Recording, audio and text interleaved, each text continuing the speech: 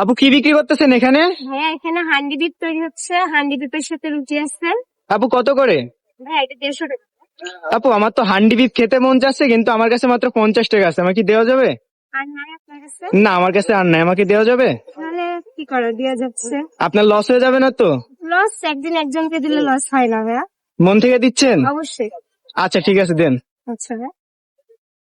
এই শুধু ক্যামেরা দেখে দিচ্ছেন নাকি আরো অন্য কাউকেও দেন? না ভাইয়া না, যাদের আসলে আমার কাছে এসে যদি বলে যে আপু আমার কাছে কিংবা আম্মু আমার কাছে টাকা নাই, আমার সামর্থ্য অনুযায়ী আমি যতটুকু পারছি আমাকে কি দেওয়া যাবে, তো সেই ক্ষেত্রে একজনকে দেওয়া যায়, আচ্ছা, সেক্ষেত্রে লস হবে না ভাইয়া। এখানে কি কি দিচ্ছেন আপনি?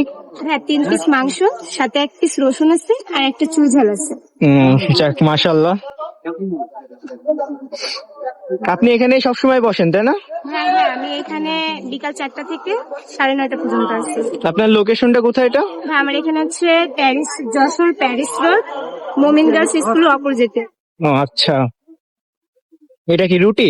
জি ভাইয়া, ওখানে আছে রুটি, এর সাথে 2টা রুটি। এটা কি দিচ্ছেন? হ্যাঁ এটা খারাপ হয়ে যাচ্ছে। না, সালাদও দিচ্ছেন এতে? তাহলে তো আমাকে পুরো প্যাকেজটাই দিয়েছেন আপনি। জি অবশ্যই। যাক, ধন্যবাদ আপনাকে। জি। ভাই, আমি আপুটার কাছ থেকে নিলাম হচ্ছে হান্ডি বিফের একটা প্যাকেজ, তো উনি আমাকে মাত্র 50 টাকায় দিল। আমি ওনাকে বলছিলাম যে আমার কাছে টাকা নাই, 150 টাকা প্যাকেজের দাম, আমি মাত্র 50 টাকায় নিয়েছি। তো আসলে আমি ওনার মনটা পরীক্ষা করলাম, তো দেখলাম ওনার মনটা অনেক বড়। তো আপুর কাছে আবার যাওয়া যাক। আপু, আপনি এই যে আমাকে 50 টাকায় দিয়েছিলেন, আমি আসলে আপনার মনটা পরীক্ষা করে দেখলাম আসলে আপনি 50 টাকায় দেন কিনা। তো দেখলাম আপনার মনটা অনেক বড়, আর আমার কাছে টাকা আছে, আমি আপনাকে 150 টাকায় দিচ্ছি।